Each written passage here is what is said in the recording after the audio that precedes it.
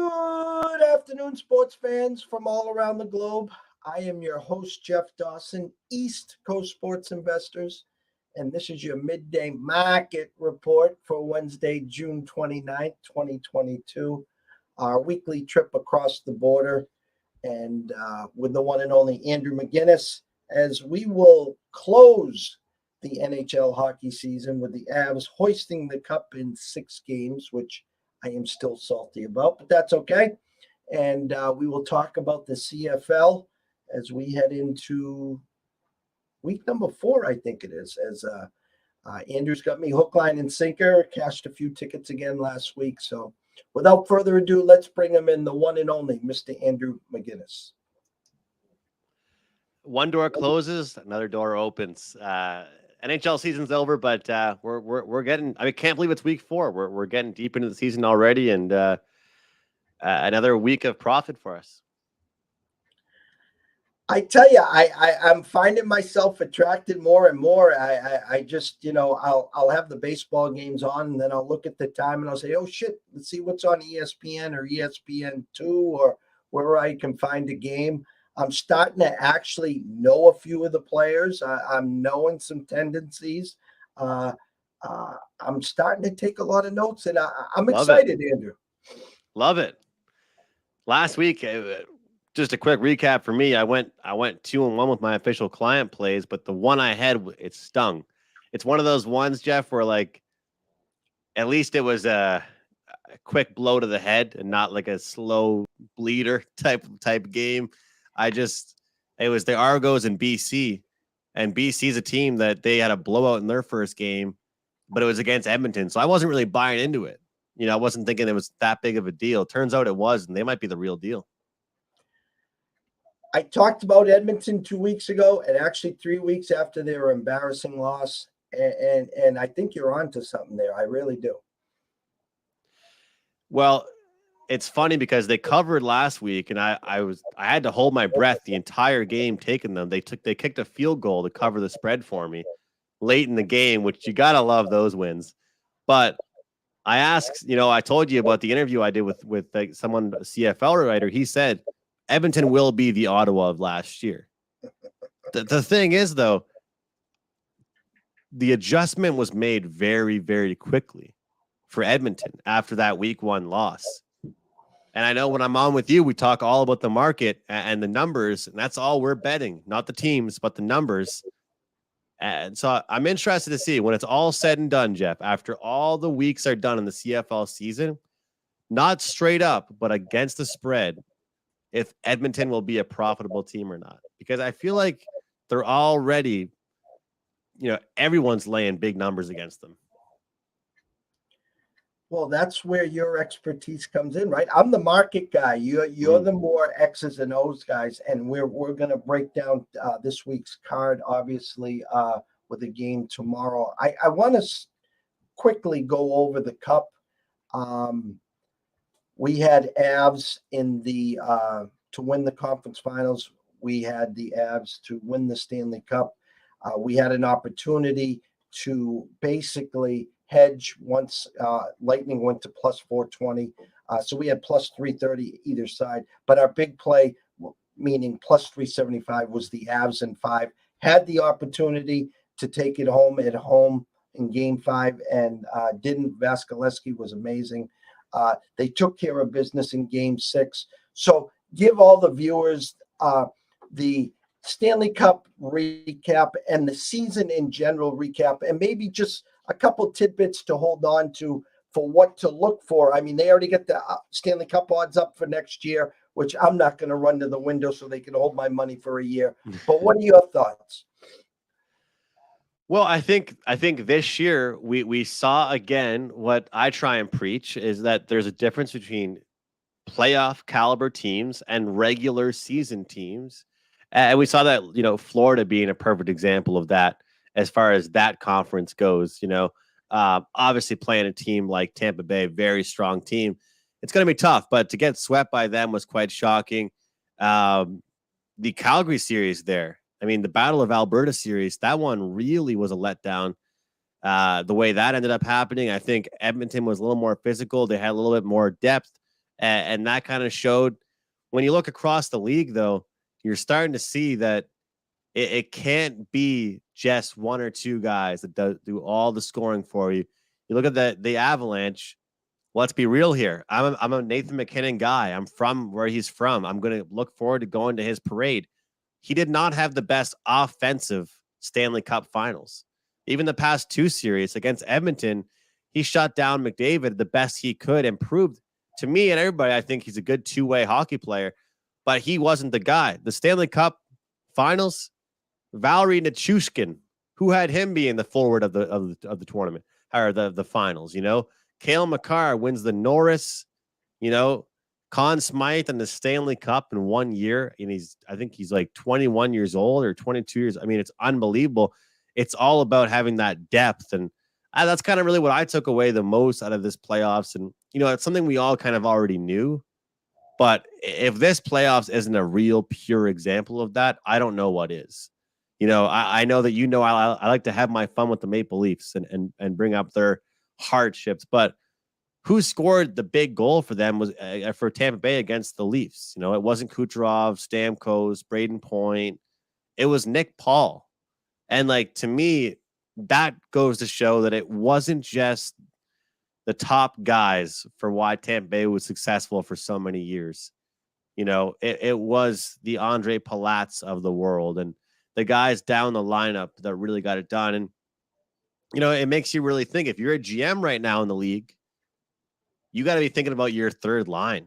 What do they do? What's going on if my first line is getting shut down? Who's going to be the next guy? So I was on Vegas radio yesterday talking about the Golden Knights. You know, Bruce Cassidy now, the head coach of them. You got Logan Thompson and Robin Leonard, the two goaltenders. And obviously Jack Eichel, healthy, first full year with them. So much talent. I mean, just looking across the league right now, there's lots of teams that have the potential to be super strong. I look forward to seeing which teams make good moves, which teams are, you know, trading away guys, which teams are, you know, have some guys walk in free agency. But I'm thinking maybe in August, you and I can talk about it. Like you say, you don't want to hold your money up for that long. Even in August, once free agency is done, you and I can maybe talk about some things and some odds once we kind of have a better idea, because I always loved that. They hype it up so much, but I like free agency much better than I even like trade deadline week in the NHL, because free agency, you actually see some guys. I'll never forget when John Tavares went to the Leafs. That was huge. You know, there's all kinds of big moves that happen, and it really can shake the odds big time. So I'm like you. I don't want to tie my money up that long. You know, you still cashed a great ticket on Colorado, and you didn't place that in June, the year before. So yeah, I mean, great season. I really enjoyed it, and you know what? Even though you're disappointed, I was impressed by the way you broke that down, and you were almost right there about the Avs in 5, and then you can tell in 6 they were ready to win the cup. I find it so interesting that it seems like the most common result is the favorite to win in 6, which means that they don't end up ever hoisting the cup at home. And Golden State did that too in the NBA. I guess my question to you, Andrew, is outside looking in. I got egg on my face, and I've said it here week after week after week with the Lightning. I had them losing first round to the Leafs. I had them losing to Florida. I did have them getting by the Rangers. But my question to you is now 3 years now, 2-time defending champs, and now Stanley Cup runner-up. Can I say this and being fair? Is it now about time, wear and tear on the tires here? Will we see a changing of the guard in the East? I think so. And I think it's been so hard to bet against even teams like Washington and Pittsburgh for years. But Crosby's getting older. Ovechkin's getting older. The depth around them are getting older. Malkin will probably not be on the Pittsburgh Penguins next year. Some of these teams are changing, and Tampa Bay, this might have been the sign that I wouldn't be surprised if I end up taking an under on their win losses for this year or next year. I used the Avs as the last year up 2-0 against Vegas on their way, and then they lose 4 in a row. They do just the wheels fell off, and I said they had to sleep on that all summer. I said they used that as motivation, and they had a chip on their shoulder. Can I say the same thing maybe of a Florida Panther team that was the President Cups? They had an amazing regular season. Here they were supposed to just cruise through the East, and they just got lambasted by the Lightning, or they have still too many holes to fill. No, I think you can. And I think Tampa Bay, John Cooper doesn't get enough credit. As much as he made me mad the way he was whining after every play in the finals, he made the adjustment and said, you know what? Florida loves to play a fast-paced style of hockey. We're going to beat Florida by winning 2-1 hockey games. And it's what they did. But I think that if Florida played many other teams that were still left in the playoffs there, they win. But they struggled against a team that said, hey, you love playing fast. We're going to play slow. But, I think, correct me if I'm wrong here, Jeff, I think Tampa Bay has got lots of free agents. Is that true? So, I mean, we don't know what their team's going to look like next year, but I think Florida should have actually a lot of returning players. They should look quite similar. I've been waiting for that Toronto team like everyone else. And, maybe again, Toronto getting a taste. I don't want to say to a 7th game because that's what it always is. First round, 7th game at home. Thanks for playing. Carolina was right there. Bruins new coach. You talked about, second, third, fourth lines. They have so much work to do. And yet they were the 9th favorite, tied with the Wild and the Blues next year as the official odds came out. Yeah, that's shocking to me.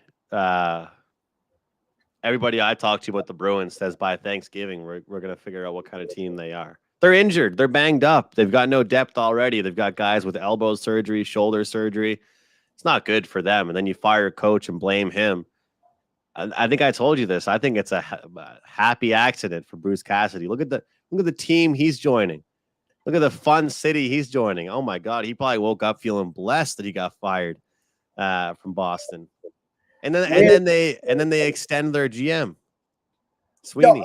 No, that was the funny thing. Remember, for years and years, it's always been blame Tuukka Rask, and now it came time to the chopping block for Sweeney and Cam. But the bottom line that Jacob say, just get to the playoffs, fill the stands, get me my beer, my hot dog revenue, and get through at least the first round, which they didn't this year. But the fact of the matter is that they're a team that profits every year, and that's all the Jacobs care for right now.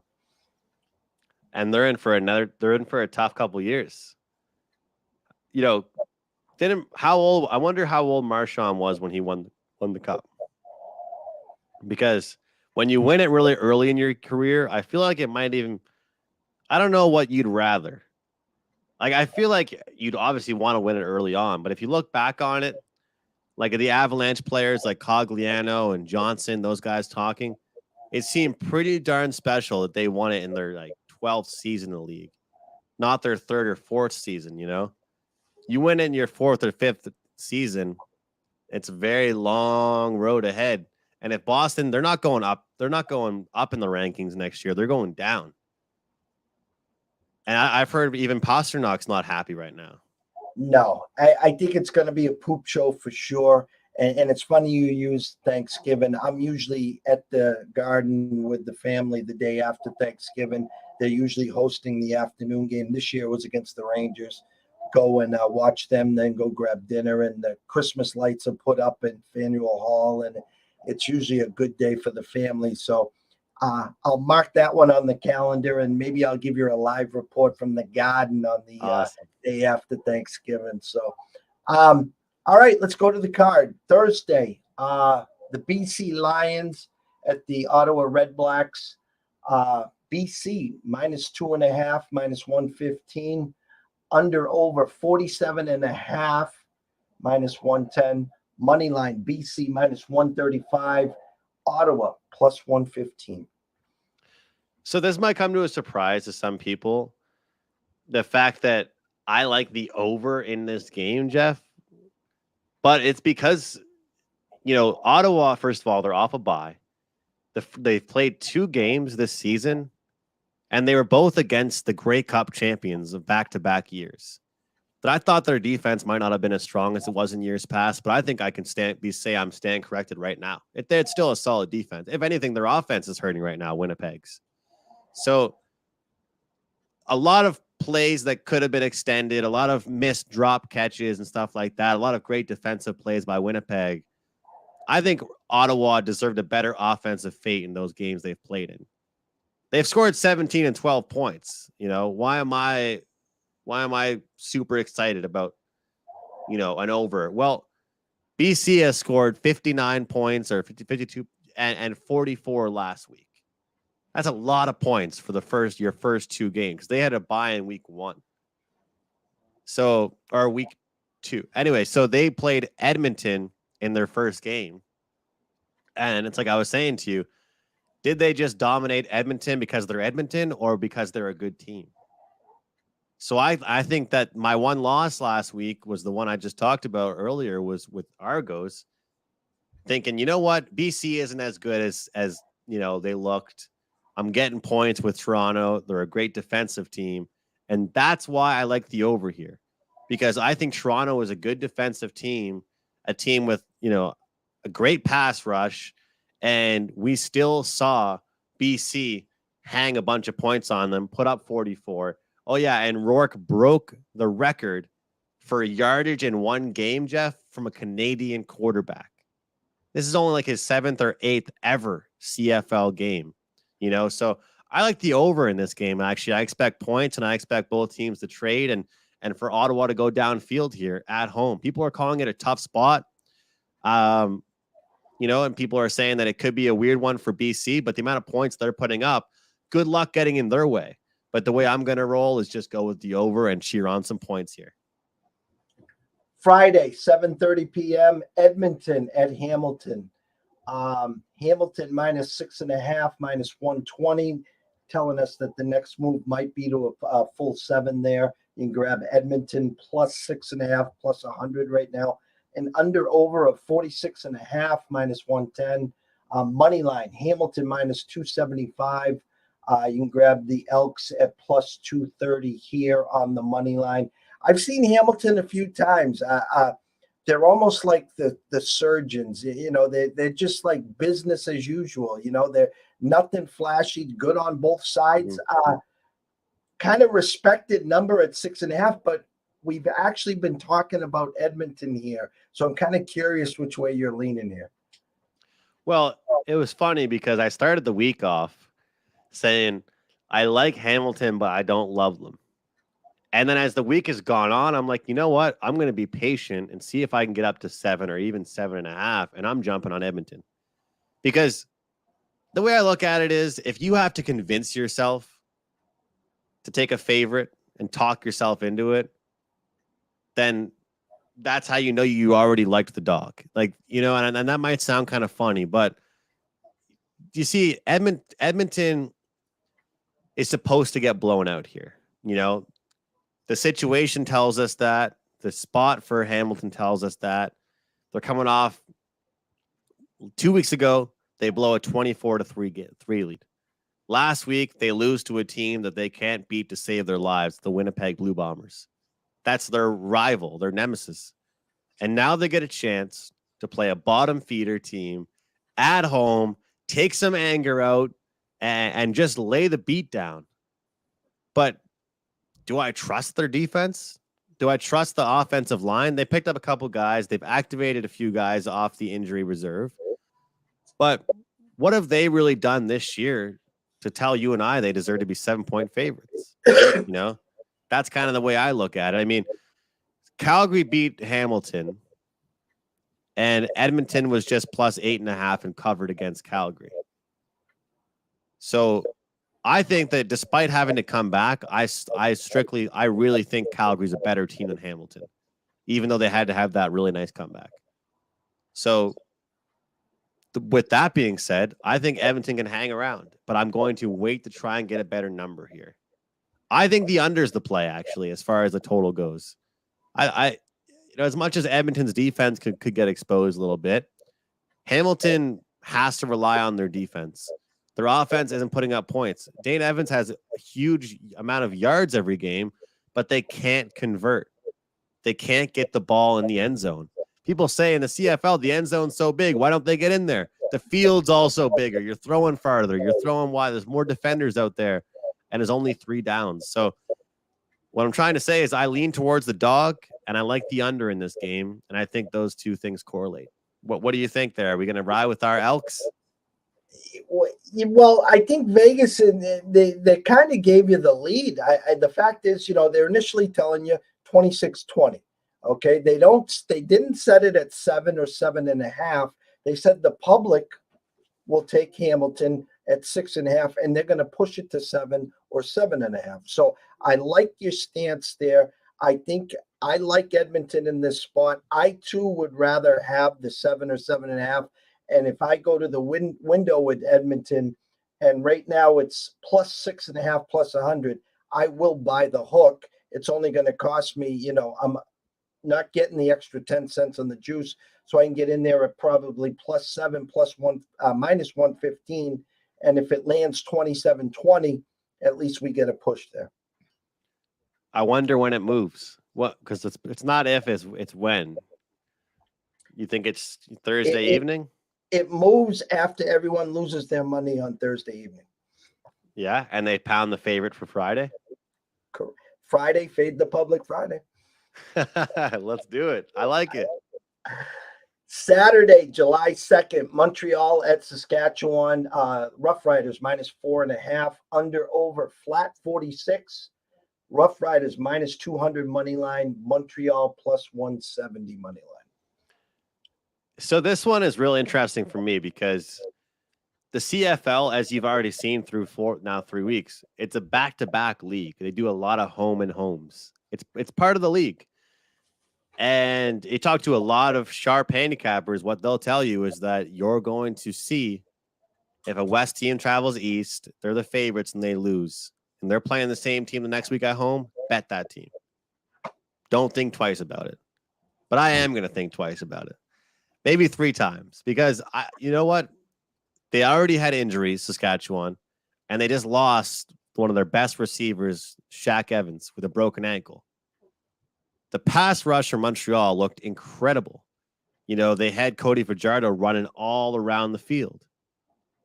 What will change from one week to the next? And I'm not even asking Montreal to win. I'm asking them to cover the 4 or 4.5. It seems the number seems to be moving continuously as well. Mosaic Stadium is one of the toughest places to play. And I get that. It's going to be wild. But will Montreal hang around? Trevor Harris was behind center for the full game. That's his first game as the full-time quarterback as of right now. He had a good game. The defense, 8 sacks, 3 interceptions, 1 defensive touchdown. So I'm going to go ahead here, Jeff, and back the dog once again, just like last Thursday. I'm stepping up with Montreal. And I was watching the game last Thursday, super excited about winning. I'm like, this is great. And the whole time I'm thinking, so are you going to go back with Saskatchewan next week? Or what are you going to do? I'm already thinking about next week. And as the week went on, I was like, no. You know what? If I lose doing this, it's okay, because I like the way Montreal played. And another injury happens, and I guarantee you, it's not being built into the line the way it should be. They lose Shaq Evans, a guy that, as far as the prop markets go here in Canada, was was the guy expected to have the most receptions for Saskatchewan. He's out with a broken ankle, and quotes from their coach that literally said, "We're not sure yet who the guy is that'll be taking his spot." So I'm going against the handicapper cliche here, and I'm going to take the same team back-to-back weeks against the exact same team. I like where your eyes are there. I do.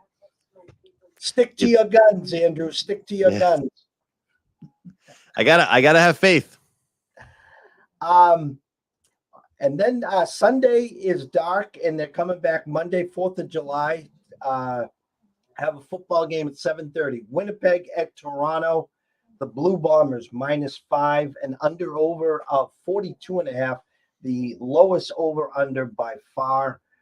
Winnipeg -210 on the money line. The Argonauts +180. I kind of want to give the Argonauts a chance at home again, but they hurt me last week, Jeff. That they hurt me last week, and I don't know. But they're a team that plays much better at home.